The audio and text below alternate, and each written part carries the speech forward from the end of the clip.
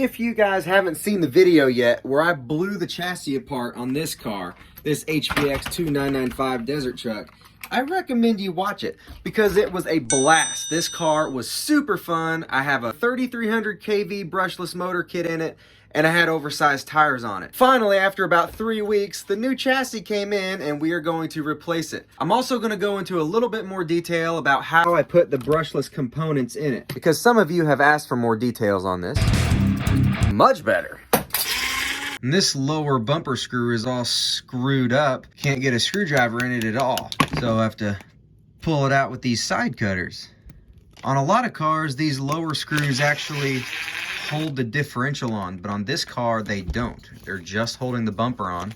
And then these two screws right here remove the bumper the rest of the way. It'll slide off and it'll take the control arm pins with it. So just keep track of those. The way that they built this car, the lower portion of the differential housing is actually built into the chassis, and the upper part of the differential housing is built into that upper chassis brace. A good pro tip would be to constantly watch the size of screws that you're removing, because there may be several different types.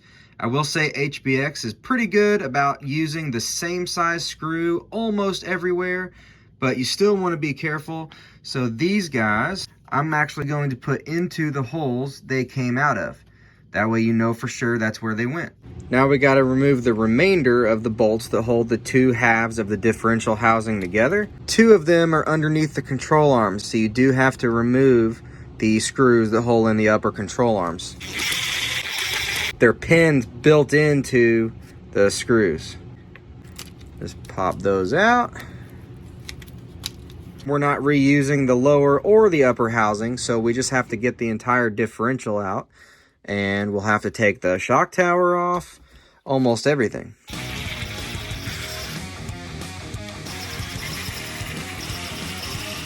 The drive shaft is hex shaped. It just slides right inside here, and it doesn't need a screw or anything. Just real carefully try to swap it over. There it is. And now we got to get the steering components moved. You have to disconnect the tie rods.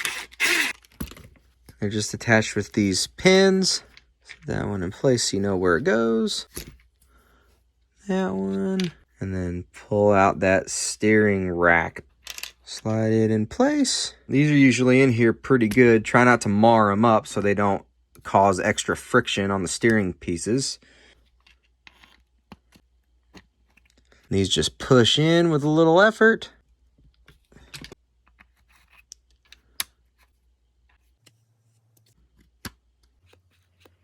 Now I'm going to put some grease on this diff. I'm also going to lubricate these steering pins with some engine assembly grease, because it's a little bit thinner, so I think it'll venture down inside where it needs to be a little bit easier. And I'm going to put this upper housing on there. Put in the 4 differential screws I had to take out. Don't do these yet because that's where the bumper attaches.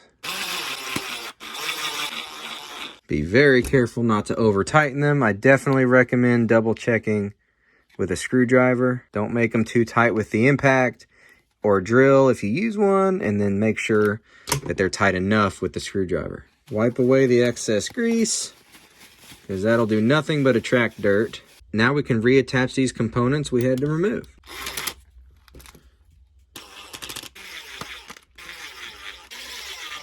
When you replace plastic parts like this, in most cases, the screw holes do not already have threads cut into them. So as you're turning those screws in, it's actually cutting the threads. So go ahead and get your axles in the axle cups, because it's really easy, at least for me, to forget that you need to do that. You end up assembling a lot of the car and then forgetting that you still need to attach the axles. Control arm goes in that groove. And for the lowers, the holes for the pins are in the chassis itself. You just put the control arm in front of it and push the pin through the arm and into the hole in that chassis. And if you crashed this thing real hard, be sure that your pins aren't bent. The bumper is what holds on the other side of the pins. We still have all this mess that needs to be transferred. And then carefully just slap this on here. If you have a big old gap like this, that means that something's not set right and you might break it if you tighten a screw down. So make sure everything closes tightly. Keep in mind the two slightly longer ones go here.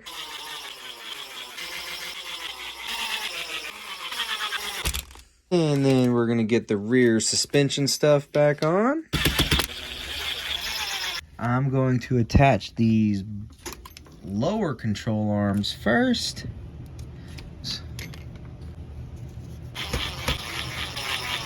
Get those dog bones in. Insert the pin. And repeat for the other side.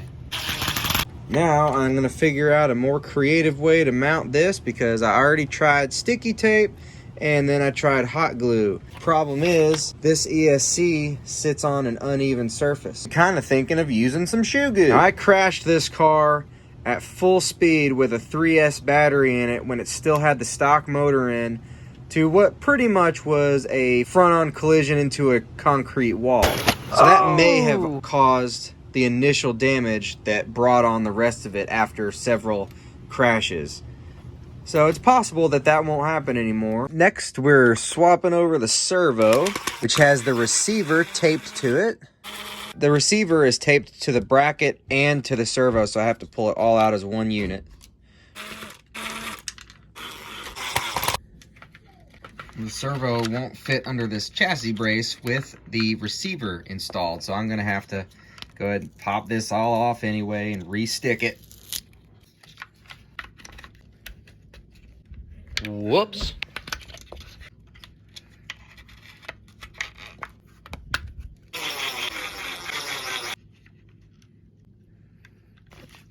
We got an orange bag today. Who could it be from?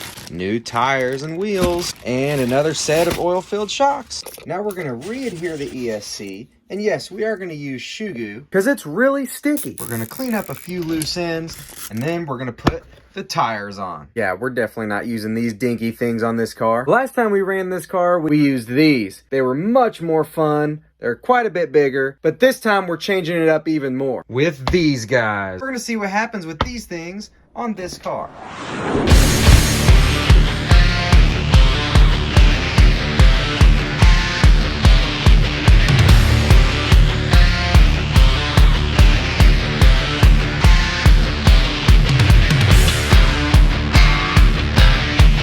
Just for comparison, these are the tires off my Arma Creighton. Not really.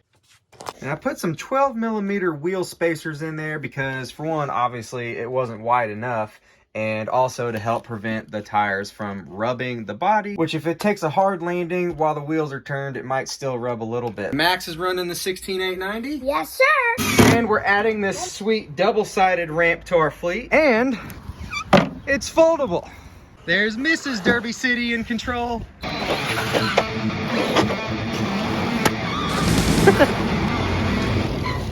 There is a steering wheel on there. All right. Uh-oh. What'd you do? We snapped an axle.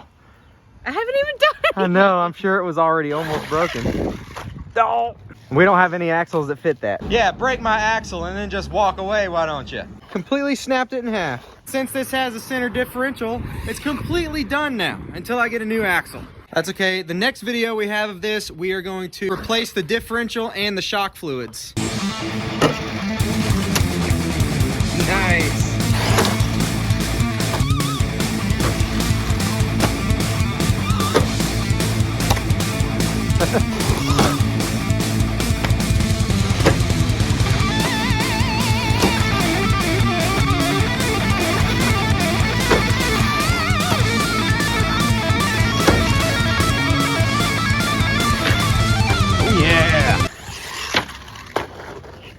That was insanely awesome.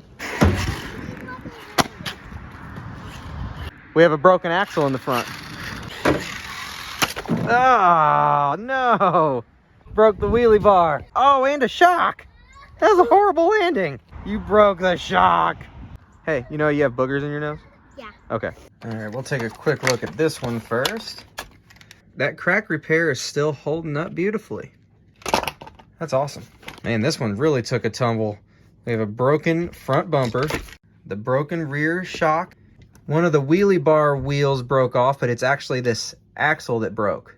This one my wife used for like 4 minutes and decided to snap an axle. I am sure that that was already twisted before we brought it out today because it took nothing for it to snap. Since this has a center differential and the fluid is a really low viscosity, all it's going to do is spin this cup right here. Since there's no axle, all the power is going to go right here because it's the path of least resistance, so to speak.